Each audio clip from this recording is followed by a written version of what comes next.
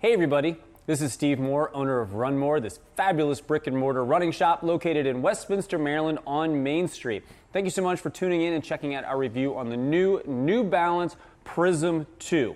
This shoe has had a couple changes over the years, and you might remember it back when it used to be called the New Balance 870. There actually was a couple shoes in that lineup from the 870 to the 890 that got renamed and rebranded and sort of remade altogether, and this is one of them. So the Prism 2 was due out in early June 2021, but it actually came out closer to mid-July. We're recording this right in the middle of July, and these guys just came out. So we're very excited about them. It's a companion shoe for another popular shoe called the Rebel that came out about 2 months ago as well. This shoe, where it sort of falls in the New Balance family, is a light stability shoe. A lot of people that have been running a New Balance for some time might be familiar with some of their more popular models, like the 880, the 860, the 1080, and quite honestly, while we're super comfortable with the numbering system that they have at New Balance, a lot of people aren't, and so we're actually kind of happy that they switched from a number system on some of their ancillary shoes, like this shoe and the Rebel, to more of a name shoe instead of a number shoe. So this is the Prism 2. Used to be the Prism 1, used to be the 870. So this is sort of a snappy, fast, responsive, light stability shoe. This shoe is going to have a little bit of medial posting here. So if you're somebody who over-pronates, rolls to the inside, this is going to be a great shoe for you. Now comparing it to the sort of the shoe that's more in line with what this shoe used to sort of be is the 860. So the 860 is New Balance's most popular run specialty, max stability, big cushion shoe. And you can sort of feel, picking up the two of them, how different this is compared to this shoe. So if you're somebody who's heavy on their feet when they're running, somebody who's running some longer miles, somebody who severely overpronates, you might gravitate more towards the 860. If you're looking for something faster, lighter, but still going to give you that protection, that's where you're going to be looking for the Prism.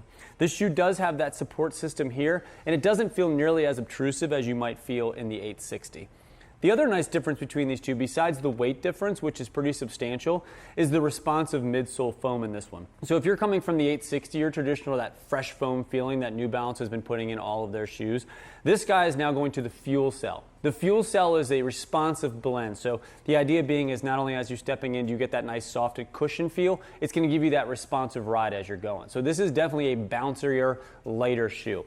So if you were looking for a shoe that you're going to be doing, maybe a marathon or something, I think this might be a shoe that you would think about maybe possibly using on race day, and maybe not doing those weekly 16, 18, 20-mile long runs as you're using your build-up. I really like this shoe for somebody who's just sticking towards that like half marathon and under family, something that you can use every day.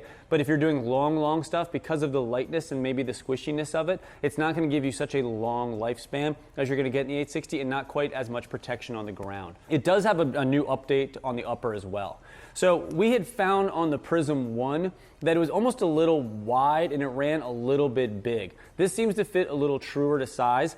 And even though I have a big fat wide foot, I felt the standard on this guy was just perfect and it seemed to cinch up nicely for me. And I definitely felt that extra responsiveness between the FuelCell and coming from the fresh foam on sort of the 860 and even trying the 880. And because of the lightweight bounciness of this shoe, to me this is a shoe that might be good for like up to a half marathon. Or if you're looking for a shoe for faster tempo days and maybe transition into a heavier, more stable shoe like the 860, I think that's where this shoe would find its sweet spot. We personally, when we brought this in mind, this was for somebody who was just getting into running, or maybe somebody who was even that high school age that was looking for sort of a fun, fast shoe that they can keep up with like 35, 40 miles a week of training that has that little bit of overpronation to it.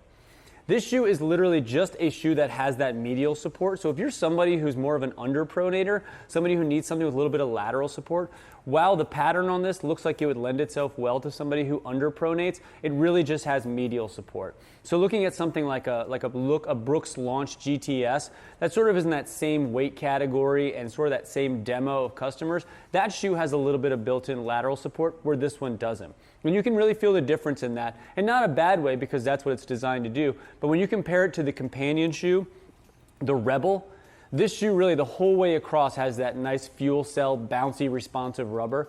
So this shoe is not designed for the same target. So this isn't really one where you would say, I'm gonna switch from this to this between runs. It's really gonna be a one or the other type scenario. So if you are somebody who needs that protection, don't try to just assume that you can get by with the Rebel if you're somebody who consistently wears out the medial side of your shoe on a generic, on any general neutral platform shoe.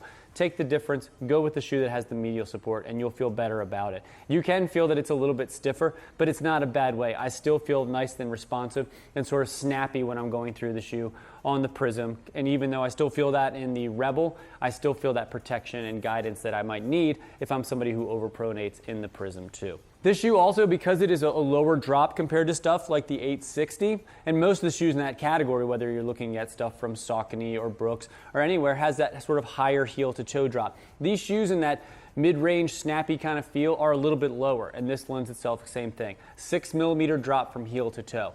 And because that is a little bit lower, I also like this shoe for stuff that might be more gym-centric. If you're somebody who's looking for a shoe that you can pop on, head down to the gym and do some treadmill stuff, some elliptical stuff, even do some side-to-side lateral stuff, some gym stuff, you're going to be just fine in this shoe. I prefer stuff that has a lower heel to toe drop, specifically if you're going to be doing stuff that's lateral or balance oriented, because you don't want to be thrown in a position where your heel is going to be way high and you're already feeling like yourself is off balance. I actually really like that 4 to 6 millimeter drop for just running in general. Everybody has a different preference on where they want their heel placement to be, whether it's something like a zero drop or a traditional, something I like to think of like an old Nimbus or something from Asics where it has that real high toe drop. We have found that people put something on and something just feels natural for them as far as the heel to toe drop. I have just found on a personal level that middle ground is right where I want to be. And again, it lends itself well to a lot of different activities and not just run specific stuff. So another little update between this shoe from the last one is the price went up. And we're seeing that across the board. We've been looking at shoes for 2022, and it's crazy seeing shoes in that 160, 170, 180 range that just a few years ago were in that 130, 140 range. But it is what it is. That's the way things are headed. So this shoe went from 110 to 120. Still, it's a great value for what this shoe is. And I don't think the durability is going to be an issue with this shoe. Quite honestly, I think this shoe is going to be a little more durable than its companion shoe, the Rebel. I just feel like when you kind of can feel that squishiness in the way that some of this has that exposed fuel cell to it, I think the Rebel is going to break down a little bit faster than the Prism, in my opinion.